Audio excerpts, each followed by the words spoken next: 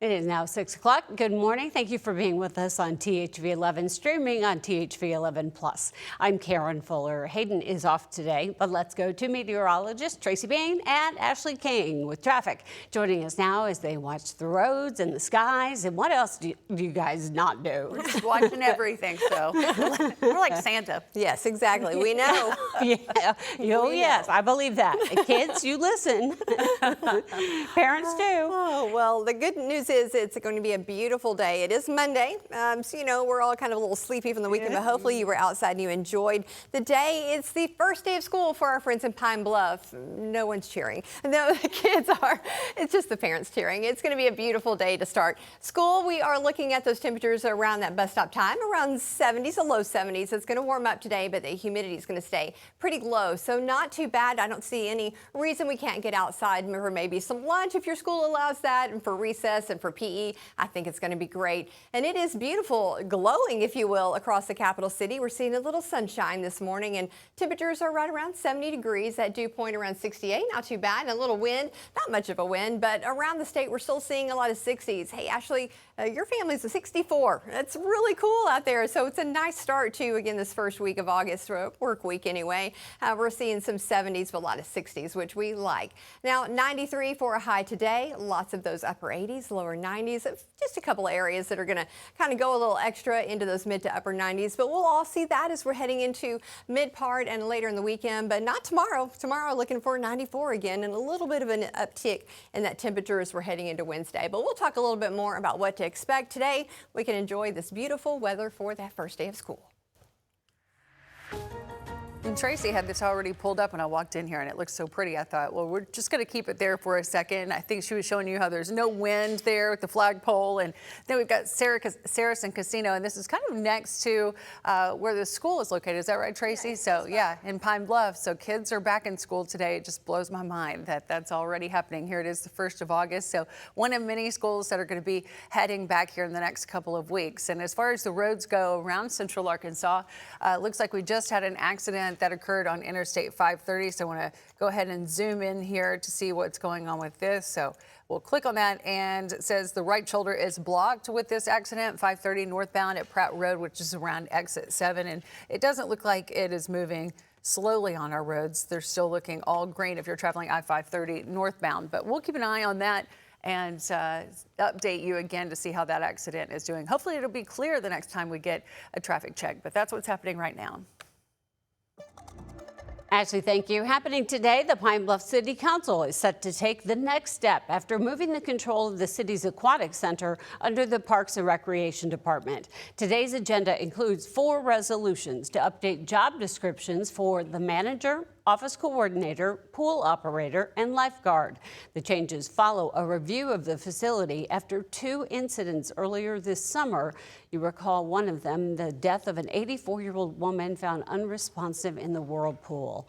Mayor Vivian Flowers says the review identified issues that needed to be addressed. City leaders say the updated job descriptions will better define responsibilities and align those positions with the Parks and Rec Department. The council approved the transfer of the facility last month as part of a broader effort to improve oversight and operations.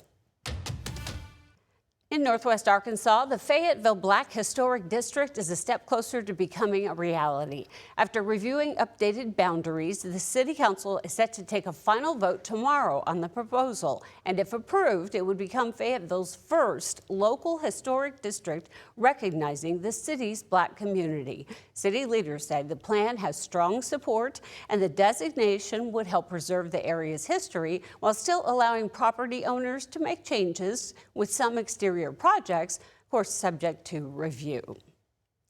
Small hospitals all across Arkansas are working to keep their doors open as they deal with rising costs and fewer patients. Now a new partnership with UAMS is designed to help 2 rural hospitals strengthen services and continue caring for their communities.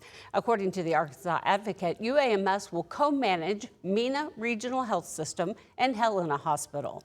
Hospital leaders say partnerships like these could become more common as rural providers navigate low reimbursement rates, higher operating costs, and an evolving healthcare system.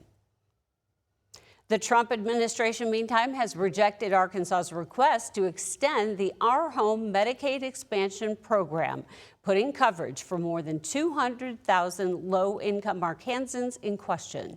State leaders say they're working with federal officials on a temporary extension before the current waiver expires at the end of the year. And the Department of Human Services says no one enrolled in Our Home needs to take any action right now while officials work out the next step. Developing now, authorities are investigating after a body was found in the Arkansas River near Dardanelle Saturday afternoon. Police say officers responded around noon to a report of a man's body floating in the river just downstream from the Dardanelle Lock and Dam. The body has since been recovered and brought to shore. Because the discovery was outside Dardanelle city limits, the Yell County Sheriff's Office is taking over the investigation. Meantime, authorities in South Arkansas are asking for the public's help locating a missing woman from El Dorado. El Dorado police say 67-year-old Shirley Albritton was reported missing Saturday after she was last seen at around 2 a.m. on South Parkway, a quarter-mile west of Northwest Avenue. She's described as being 5 foot 3 inches tall, 260 pounds, with reddish-gray hair and blue eyes. Police say she was last seen wearing a dark dress. If you know where she may be, you're urged to contact the El Dorado Police Department. Negotiations between the U.S. and Iran are set to resume today after President Trump says he called off what he described as a massive military strike, choosing diplomacy instead.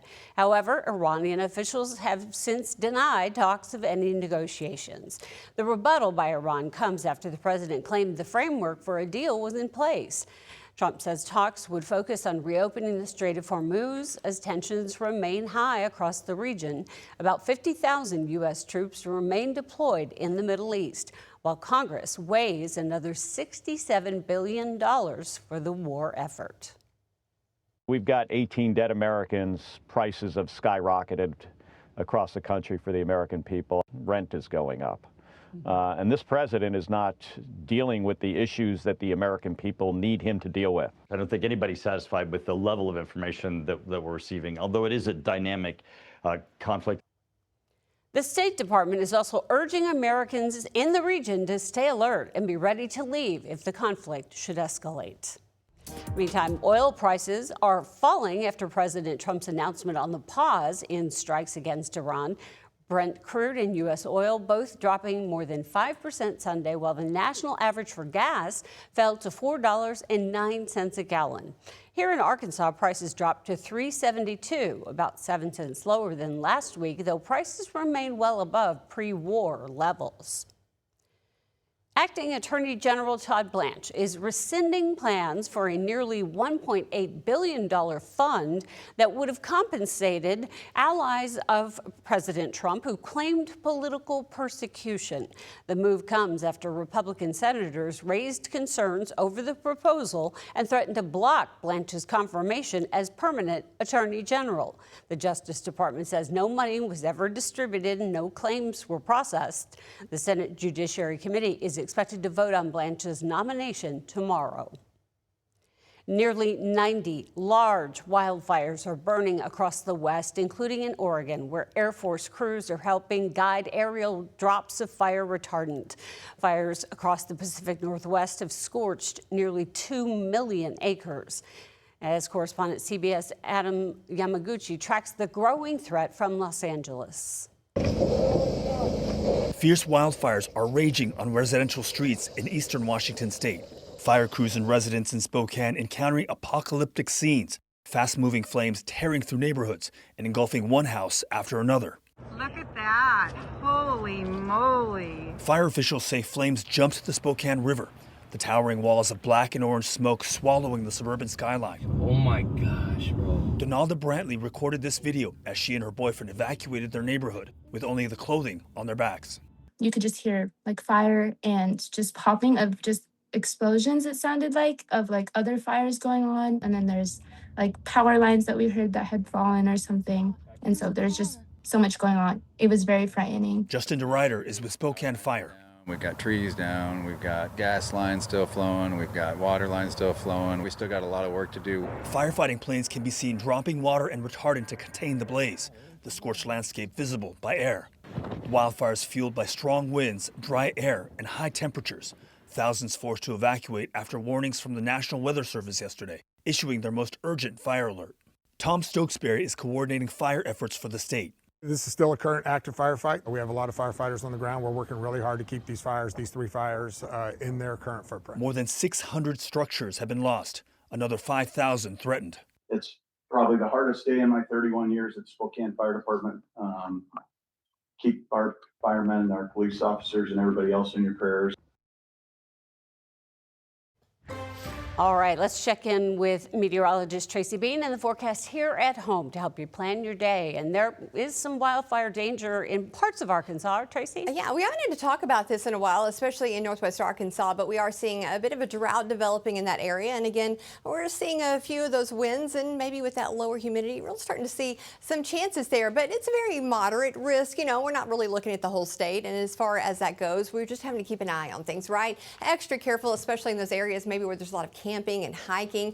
But today, hour by hour, seeing plenty of sunshine in central Arkansas. We're looking for that high in the low 90s and low humidity. Again, really nice out there, very similar to yesterday, and that will continue as we're heading into tomorrow, where we're going to still see those temperatures in the lower 90s, maybe getting up to around 94 or so again, but still feeling pretty good out there with plenty of sunshine. But we do have the chance for a lot of that heat and humidity to make its way back, and I imagine we'll start feeling it closer to Thursday into Friday. So keep that in mind and maybe get outside and do all those things that you can with this lower humidity, and things are feeling good.